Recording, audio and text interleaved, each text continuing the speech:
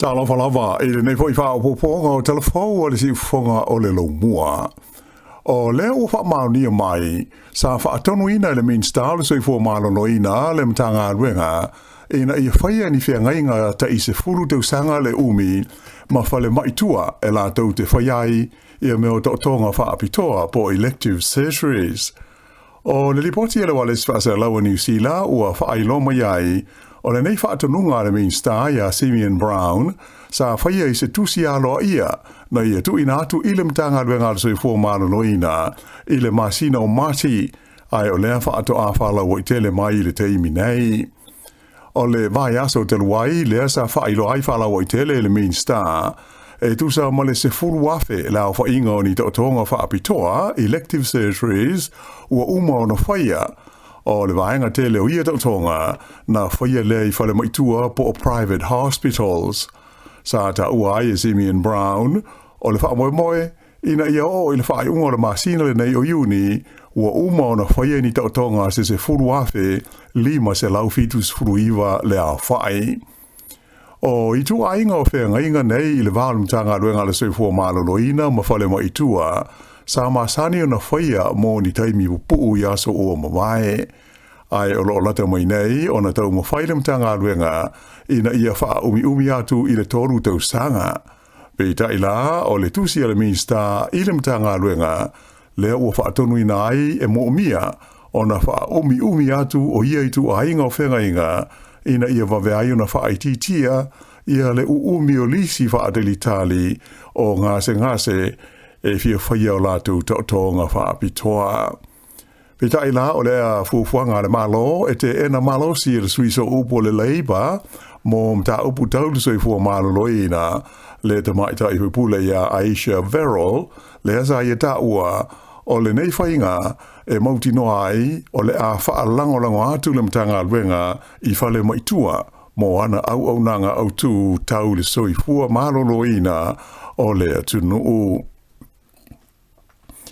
E luas furu lima ka lama ia le tele o le waila au whaasaina o le methamphetamine na maua ma ua tau fia le ofiso le tiute I le malaiva alele au kilani I le whaai unga le vai aso. O le ato sa iai le tonu ia le afifi o le waila au o ona le nei o le meth na maua le malaiva alele I le malanga se valele na sau mai le ai o San Francisco I Amerika I le stonai se furu ma le wha o Juni. E na o le ato ai le Iloa po ai na sau mo ia I New Zealand. Na Iloa I suenga ma wha ata sa whaia o le nei ato o lo o iai tu tonu le pauta o le waila au wha saina o le methamphetamine. Wha ilo mai e lo piso le tiute ua wha tawina le tau o lea waila au wha saina e o atu I le fitu ma le awha miliona Tala. Ua wha lia le komisina o le leo ia Richard Chambers e le I whaia pe e le I ai se whaatanunga na whaia ina ia tau whaafai fia ia inga ma le tūlanga e mo mia mo tangata uma e fia avea ma leo ina ia mawhai o na wawe mauai ia ni leo whaapopo se lima se lau e pei o na polo misi ai le whainga malo so whaatasi na ta ua le li komisina o le taimina ia mauai whaamtalanga e tusa o lea mata upu sa ia whaatonu ina ai le te tau lea o na tau sisia pea o tūlanga mo mia I le au ina o la tau e fia avea ma leo I le kolisi wha leo I pori rua. O le songa fua lea na o nea I luma o le komiti filifilia a le paalemene ia le li komisina o leo ia Chambers ai maisele min stau leo o Mark Mitchell e tali ini fesilia fui pule e tusa o le tala o le tupe ala mtanga luengo leo pei ona pasi ai I le tala wha de tau o tu o le tupe taruei nei. O le mtaupule na ina mahua I se li poti o inga I le whaatinoina o onga wha leo I le kolisi o leo le ana ilo ai e iai e nisi sa talia pea e avea ma leo e ui ina e le I pasia a toa I nisi vaenga o le polkalame wha le awa onga mo leo fau. O le masina na te nei sa adia I mai ai e whapea e sili atu I le toru se lau la wha I o leo e le isu ina lo la to mai maleanga waa I le au po o le swimming e pei ona mana o mia ai.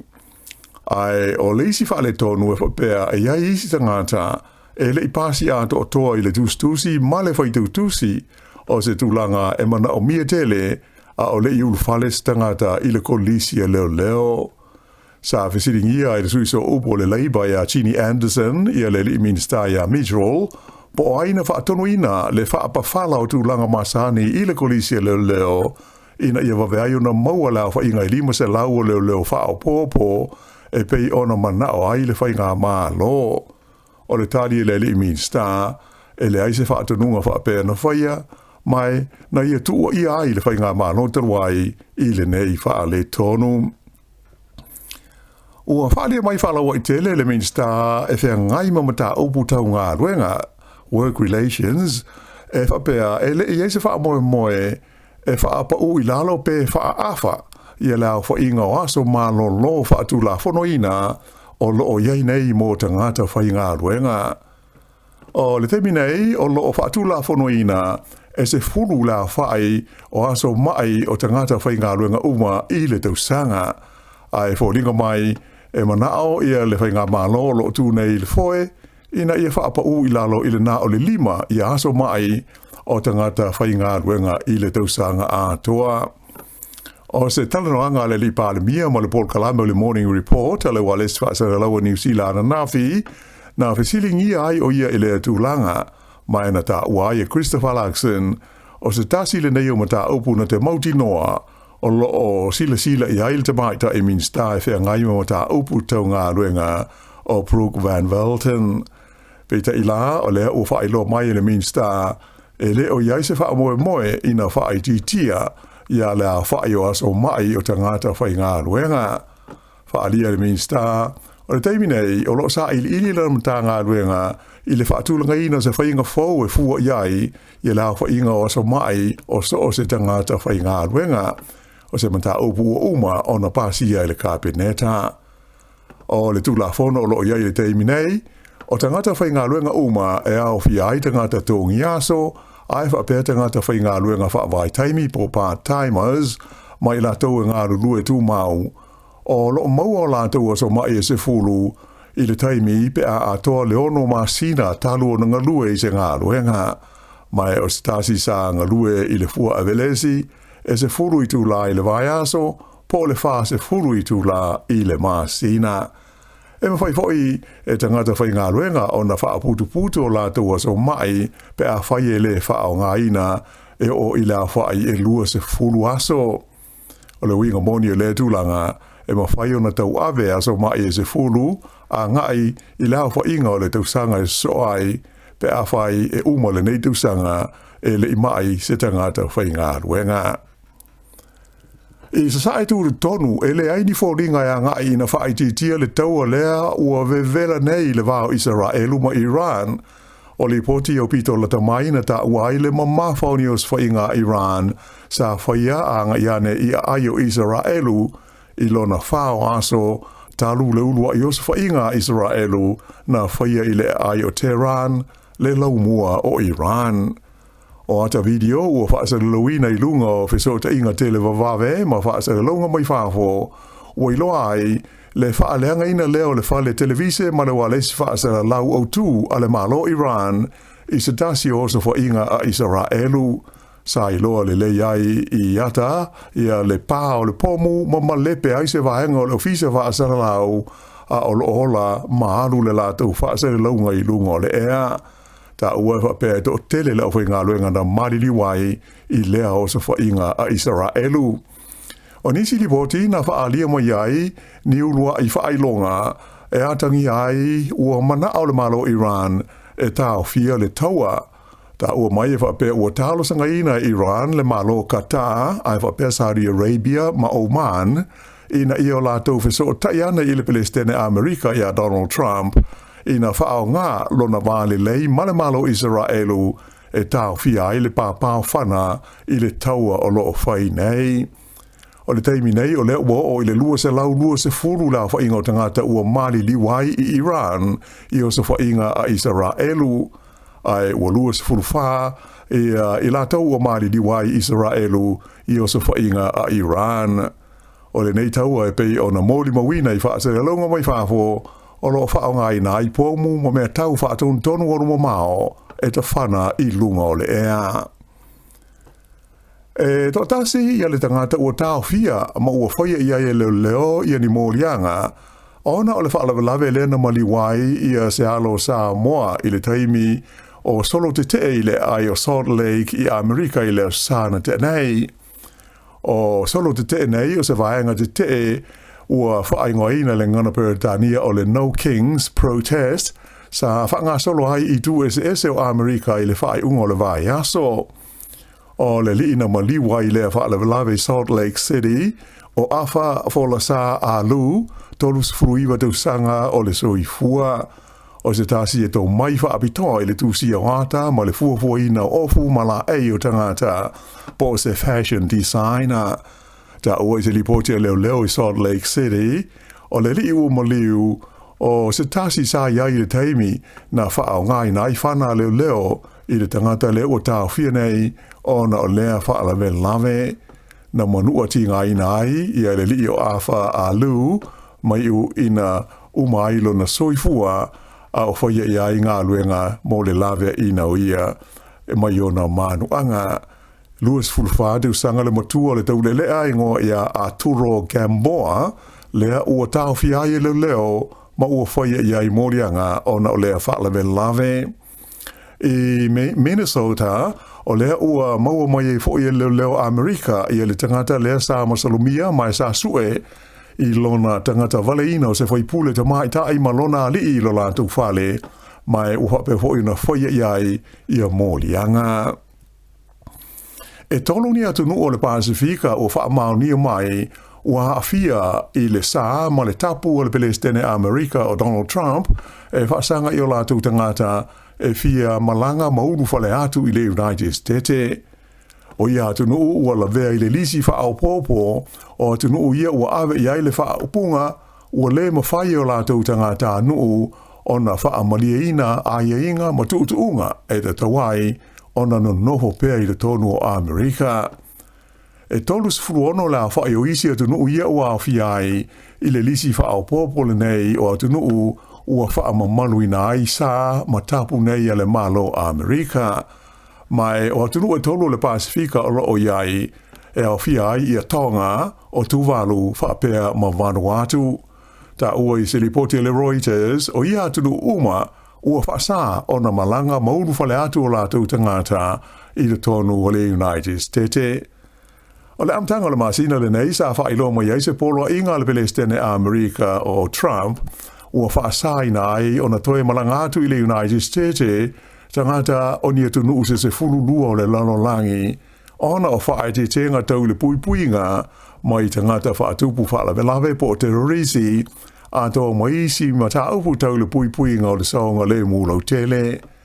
O ia whainga whaavaia Donald Trump ma lana whainga maa lo lea na mafua mai ai le mausolo te te I Los Angeles a tō maisi ai te tele o Amerika e pei o na moli mawina I le nei vai taimi.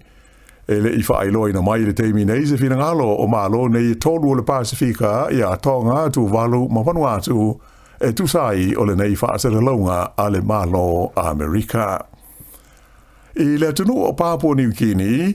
o le tau fia ai o ni leo se to lua I le ai o Port Moresby le whaunga le vai aso o na ua fia I le vaila au whaasaina o le methamphetamine ua whesilingi ai I le atunu o le whaamaoni o le wasenga o leo ma whaamaoni ai le matua whaatitele o le whaale tonu ua o iai le nei fwoi atunu o le Pasifika ona o le waila au whaasaina le methamphetamine.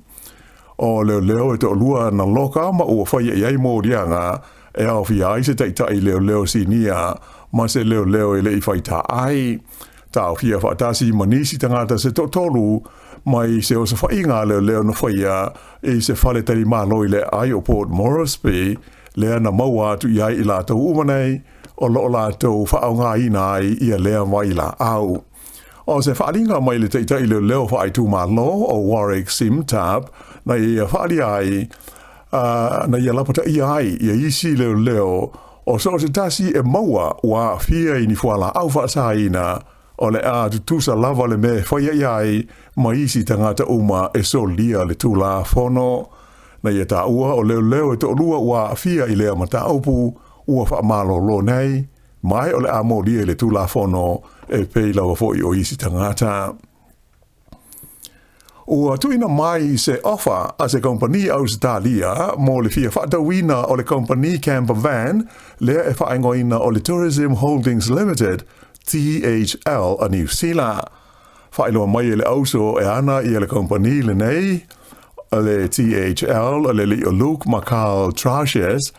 o le offer ua taulima ina nei mai le kompani Aotearoa e ngo o le Sāmoa Capital, e mo le fia whaatawina o le THL i se taua whai e sidi atu i le afa biliona Tala.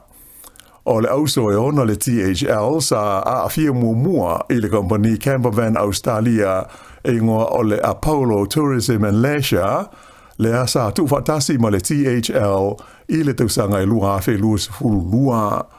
O le nei ofa mai Australia o whailo mai i le vai taimi o lo ofenga ia i le THL mani whaafi tāuli.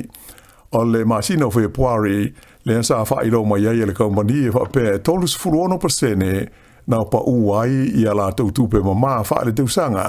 le ana tūlai mai i la whainga e luas furulima tesi ma le 3 miliona Tala. Ta ua la e whape o se whaiunga mautu e whaia i le ofa le nei Australia o le a whaia lea e le komiti whaafoe po le board o le THL i se taimi e le o mamao. O le asfarai le asau nei luas fulu iuni o le aso malo lo mo tangata umai de tonu o New Zealand whaailonga i nai le aso o le matariki po o le matali o le aso le tausanga fau i le talitarunga o tangata Maori. O le tausanga e lua afe luas fululua le ana amatai una wha mamalua lo ia e New Zealand ia le ho ia so malo lo ai ua ave nei mastasio aso ta o tele i New Zealand ona o le ulua ia so malo lo lea ua alo ia le te ao Maori mai o se ulua ia so malo lo fo ilea taru mai o nano ia ma avea maso malo lo lo tele ia le aso le whenga ingo o itangi i le tausanga tasi iwa fitu wha o le aso wha ailonga ina o le matariki e fesuisu ia aso e pau ia i tausanga uma ai e mautino lava e wha mamalu ia uni po o le masina o Julai. E tele ni pol kalame ua whaatulanga ina mo le asfareile mo le wha amanatuina o le matariki i le nei tausanga. E tutusa lava le aso malo lo le nei maisi aso malo lo uma e malo lo ai ngā ruenga peitai a whaia mo umia ia tangata e whai ngā ruenga ai e te tau ona maua o lātou tongi o le time and a half e pei ona māsani ai ia atoa ma le aso malo lo e ave i se isi taimi. Pei tai la e le tutusa le matariki maso malo lo le eseta ma le kirisi masi whapea ma le Anzac Day ona e le wha malo sia wha lo e tāpunia e ma whai lava ona talai e whapea nā fo i whale ainga ma isi i tu a inga o pisi nisi. Ia o le whai unga le nao le nei vaenga o tala fau.